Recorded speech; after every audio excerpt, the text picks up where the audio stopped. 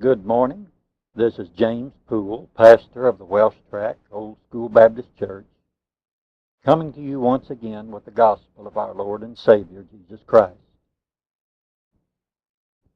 This morning we want to read for you from the 8th chapter of the book of Romans and the 28th verse. And we know that all things work together for good to them that love God, to them who are the called according to His purpose. If the Lord wills, we shall look in the following verses 29 through 39, as we move on in this broadcast. We'd like to direct your attention to the word and we know. I would not take the time to go back through the 8th chapter and point out what this has reference to. But it's obvious that Paul is following a continued line of thought. And we know. In other words, this is something we know as well as the other things that we know. In this case, we have one of the most profound and yet one of the most readily denied truths in all the Bible. We're referring to the subject of the absolute predestination of all things, both good and evil. Now, I realize that some may start, some may raise their eyebrows at that, and some may even reach for the radio dial and say, I care not to hear such a doctrine as that. Before you hasten to your conclusions, however, stop and consider this. Who governs this world, God or man? If you say man, you just as well turn the radio off right now. But if you acknowledge that God governs this world, then listen on. Who created this world? God did. Who planned to create this world? God did. Did He do it with purpose? Or did He just bring it about piecemeal? We full well know that God does everything by plan. Let's go one step further. Do we recognize in believing that there is a God, that the word God has any meaning to us? To acknowledge that there is a God, that there is a Creator, is to acknowledge that there is a supreme and all-powerful being, an all-wise being, a being who cannot be frustrated, a being who is the first cause of all causes, the being who brings things to pass. We certainly believe that if God created this world, He did it in wisdom and He had a plan. We give any architect or home builder that much credit, and certainly we should recognize that God would have more. In realizing that God had a plan, that God had a reason for bringing this world into existence, then must we not also recognize that everything will go according to plan? Now, if any of us prepares this day to set out on a journey, we may have some reasonable assurances that we will arrive safely at where we're going. But we cannot with perfect knowledge know how the end will be, because we have neither the wisdom nor the power to carry out our plans. Many times we see our plans frustrated. My hearers, I want to say to you that the plan of God has never been frustrated. And we must proceed on the premise that God has a plan. We would say in general, and even in particular, that the plan of God is to bring about His own glory and the good of His chosen people. And this we have to deal with in this text. And we know that all things work together for good. Now, I wish at this time at least to have the liberty to pass by the matter of, and we know this. I don't believe that this is something so much known in the head as it's known in the heart or felt in our experience. If we simply knew this in the head, someone might take a hammer and dash our brains out and we wouldn't know it any longer.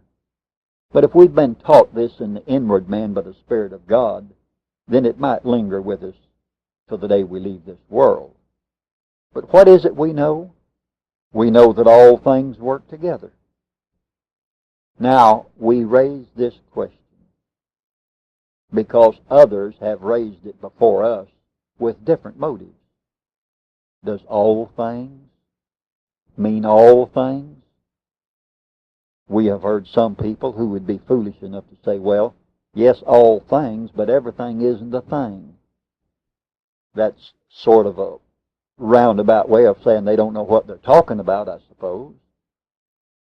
But what they're getting at is that they would like to avoid bringing God into question, and so in their ignorant manner they say that some things are not things, that some entities or existences or some happenings or occurrences don't fall under the heading of things.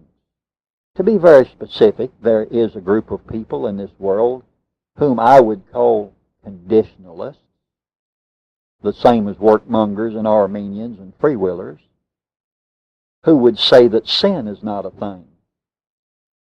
And yet these very people who would say that in the context we're reading here that sin is not a thing, if they stood along the roadside and saw someone pull a pistol and shoot down innocent people and murder them wantonly, they would use such expressions as this: what a terrible thing. Well, now, if sin and evil and ornery doings is not a thing, why would they say it was then? The only time you will find these conditionalist workmongers avoiding acknowledging that evil and sin is a thing is in such text as this. In their everyday language, they recognize that sin is a thing. And if they can find a better word to apply to it, then may they have at it. When the text says, and we know that all things work together for good, we would say without hesitation, in fact we say it with a great deal of comfort, that all things means everything and anything that is. It includes every event from the creation of man, Adam's fall in the garden, Satan's tempting Eve, Cain slaying Abel, Lot living in the city of Sodom. Whatever you want to say, whatever it is, all things mean all things. Now, at this point, I've only named some of the negative or the evil things. But we can also say that the good things are included in this text. Certainly there would none dispute that, because if none of the evil things are under consideration and none of the good things are under consideration, then what things are left to be under consideration at all? So when Paul is telling the Romans that we know that all things work together, he accepts nothing. Paul is previewing the entire scope of the existence of both time and eternity and setting before the Roman readers and all who would ever read this text after, that everything is so perfectly harmonizing that whatever it is bringing about ultimately good for a certain group of people. Now, without trying to go further on the matter of all things, look at the next word, work. All things work. In other words, they fulfill some deep design. It may not be seen on the surface. For instance, we might suggest going back and reading in the book of Genesis where Joseph's brethren sold him into Egypt. We might say that was a terrible thing. That was a bad thing to do. But nevertheless, it worked together for their good in later years. For it was Joseph going down into Egypt that ultimately brought about the deliverance of his brethren and his father when the famine struck worldwide. A wayfaring man and a fool could see such a thing as that, couldn't they? And yet many would still attempt to deny it. There are many other such things that we could bring out. I would only cite one other, and that is the case of Job. What a calamitous situation befell him all of a sudden. And we find that Job was an upright man. Job was a man favored of God and a man well-pleasing to God. And for nothing Job had done, the Lord turned the devil loose on him, and he pitched in on Job with the ferocity unseen in time. And when it was all over, Job had lost his sheep, his oxen, his camels, his asses, his children, his possessions, his servants. He had lost everything up to this time and was about to lose the support of his wife and the friendship of his associates when he fell down upon the ground and worshiped God and said, "The Lord gave, and the Lord hath taken away. Blessed be the name of the Lord." Isn't it sweet and beautiful and comforting to see that a man could endure such terrible things at the direct agency of such an evil thing as Satan, and yet still be blessed to say, God gave it, and not Satan, but God took it and blessed his name. And the scriptures went on and said, all of this, Job sinned not with his lips. Job still didn't find fault with God, for Job could just as well have said what Paul said here. All these things are working together for good. And certainly they did. The trial of Job refined him and purified him, brought Job down and showed him what he was, showed him his needs, and ultimately the great manifestation of God's glory and power and wisdom was shown to him. And in the latter end of Job's life, he had family and possessions restored to him in such a manner as to make him a greater man outwardly and a greater man inwardly than he was previous. And so we could certainly say, if no conditionalist in this world would agree with us, that all those things that happened to Job worked together for his good. Now, we did not say, as is in the case of Joseph's brethren and what they did, or as in the case of what befell Job, that all these things were in themselves good. No, we would emphasize very readily that what happened was very bad in itself. There is not an old school or predestinarian Baptist that has ever said that sin was good. No one has ever said that evil is acceptable before God. No one who has ever been born of the Spirit of God enjoys sin beyond the moment. They loathe it. They're burdened under it. They grieve to be delivered from it. They see sin as heinous both in themselves and before a holy God. But they can see, because God has taught them, if ever Armenian in the world would attempt to unteach them, that all these things are working together for their good. Yes, it makes no difference if at this moment you're being eaten up with cancer, or if your heart is just about to play out on you, or if by reason of age and infirmity your very last breaths are in your body. It makes no difference what the circumstances naturally might be. We say that all these things are working together for your good. And let me give you just one example.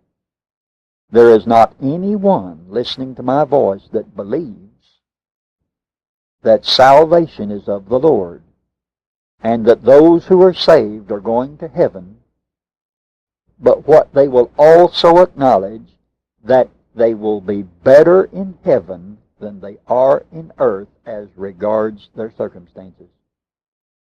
Every person listening to me probably at one time or another has said in a funeral parlor concerning someone they loved or someone they were close to, after they had died from a lingering illness or whatever, they're better off.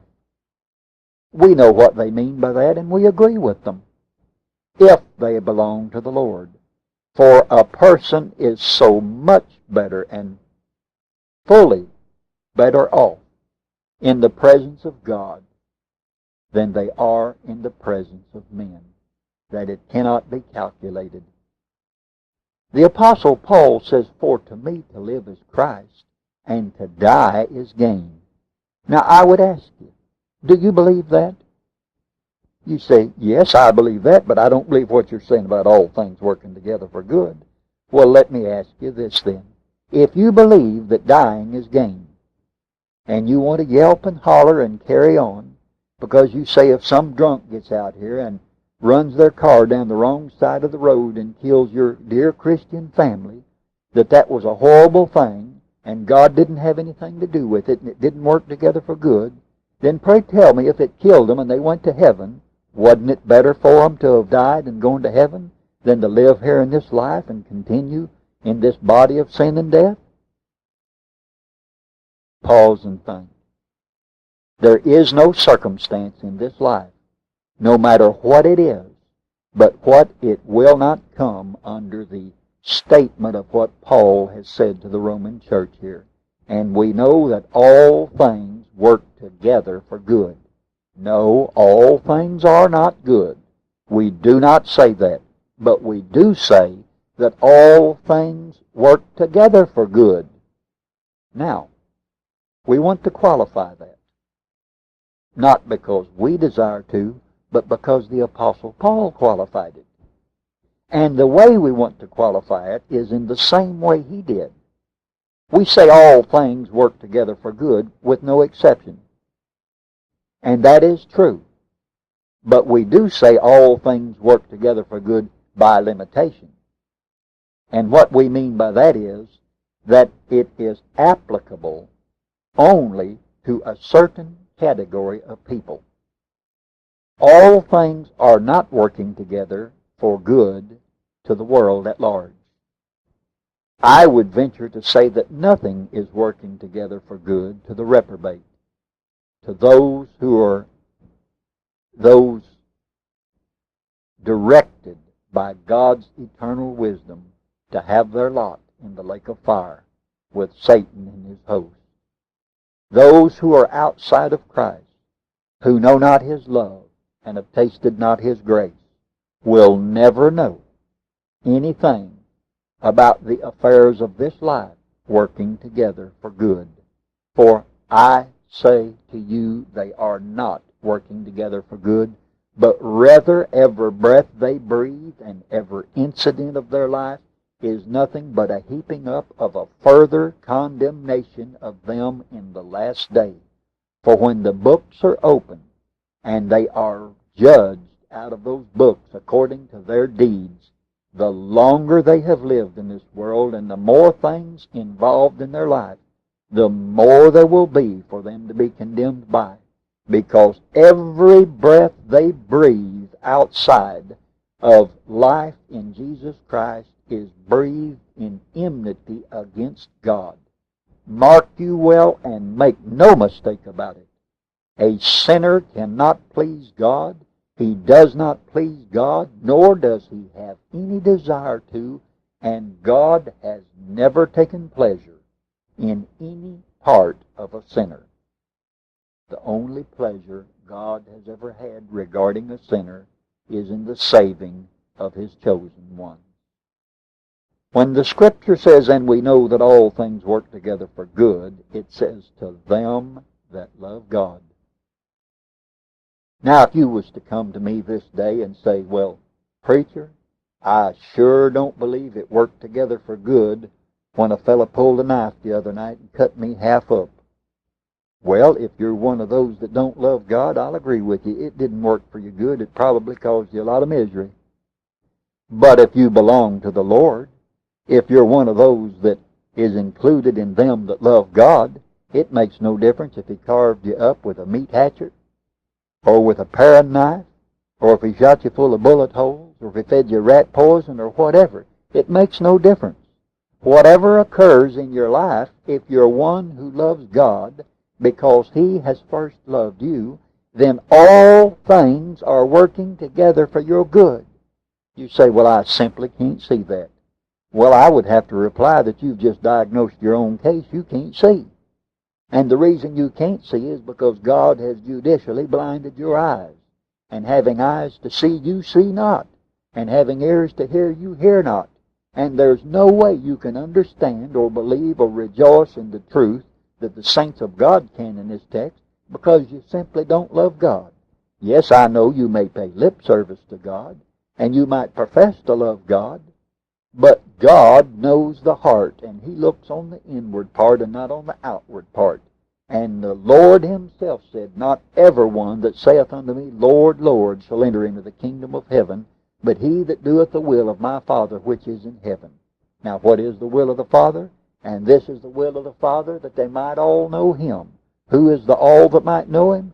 The chosen of God, the elect family, those who he has set his everlasting love on and blessed them to love him. And we know that all things work together for them that love God, for good to them that love God. Yes, if they don't love God, it's not working together for their good, no matter what it is. But then Paul sets another limitation on this. And this limitation is even more plain, if could be, than the first one. To them who are the called. Now, does God call that sinners? A lot of people would have us to believe that God has just sent swarms of preachers out in the world, just manufactured them in all these little seminaries, all these Bible schools, and all of these institutions of religious learning for the sole purpose of sending them out to save sinners. May I tell you, as I said at the beginning, that salvation is of the Lord. And Jesus came to save his people from their sins and never sent anybody else to do it. And those that are called by God. And if God calls a sinner, you may rest assured that the sinner don't have any power to resist him, because he'll make his people willing in the day of his power. When he calls, they will answer. And as one said of old, turn thou me, and I shall be turned. And you may rest assured when God begins to turn a sinner, he'll turn him all the way around. When God opens a sinner's eyes, he'll see. When he opens his ears, he's going to hear. And when he turns his heart from a heart of stone to a heart of flesh, the laws of God and the Spirit of God will be within and upon the heart, and he will respond. When God calls, the poor sinner will fall down and cry with Paul, Lord, what wilt thou have me to do? Because they long more than anything else to please the one who has brought them from wicked darkness into God's light, from the regions of woe and from the areas of sin into the platform and foundation of the glory and liberty in the standing of Jesus Christ, and all things are working together for their good. They love their God. They cannot keep from loving Him. They don't love Him in order to get anything out of Him. They love Him because they've already been blessed with all spiritual blessings in heavenly places in Christ, according as He hath chosen them in Him from the foundation of the world, that they should be holy and without blame before Him in love. And we might go on quoting that text, but I believe you get the gist of what I'm trying to say. Yes, friends, our God is on the throne. Our God is ruling and reigning. Our God runs the affairs of this world to a jot and a tittle. There is not a chigger ever crawled upon a man's leg. There is not a wind that ever blew. There is not a mountain volcano that ever heaved up. There is not an earthquake that ever occurred. There is not a random eye that ever roved. There, in a word, is nothing that has ever happened but what it has not come to pass, because God has absolutely decreed it, ordained it, willed it, purposed it, absolutely predestinated it before there ever was a world, and His predestination will come to pass exactly as God has intended it. And when the world is done and is no more and burned to a cinder, and the heavens are rolled up as a scroll, all of God's will have finally been accomplished, and nothing will have been left out. Your every breath, your every move, all your thoughts, both good and bad, your activities, both fine and not so fine, every life, every existence, every being, everything regarding those saved by grace is working together for their good, to them who are the called. Yes, if God has called, they are His, and He that has begun a good work will perform it unto the day of Jesus Christ. You may be sure of that. Now He says, to them who are the called, according to His purpose. A lot of our conditional friends don't believe God's got much purpose.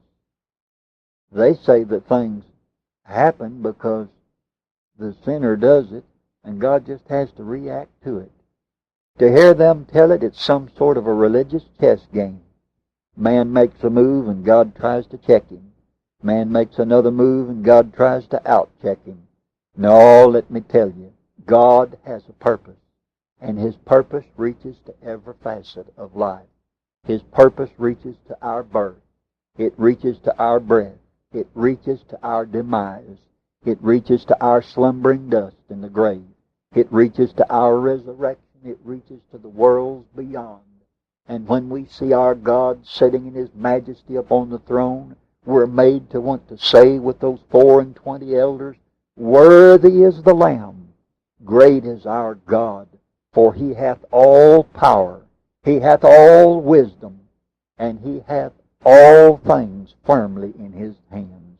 Yes, He has decreed the end from the beginning, and the things that were not yet done, and has brought to pass all the things that His counsel encompassed, and all things, friends, are exactly that, all things, according to His purpose. Now, there's not any possibility that we could have gotten any further than this in this broadcast. We're so thankful that you do listen.